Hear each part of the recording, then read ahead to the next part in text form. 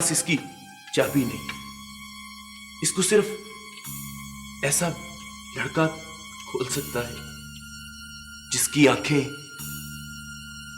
नीली हो बेटा, और जिसकी उम्र सिर्फ 14 या 15 साल की हो। तुम्हारे पास कोई ऐसा लड़का है?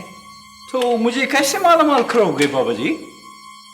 बेटा अगर तुमने इस ताले को खोल दिया तो ये सारी दौलत बेटा तुम्हारी, बेटा सारी तुम्हारी। आप फिक्र नहीं करें, मैं अभी नीली आंखों वाले लड़के को लेके आता हूँ।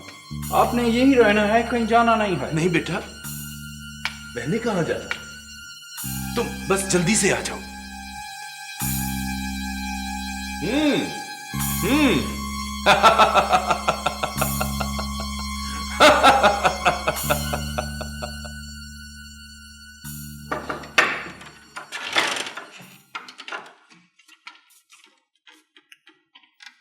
मामू, यहाँ पर तो कोई भी नहीं है। अभी तो हम बूढ़े आदमी को छोड़कर गया इधर।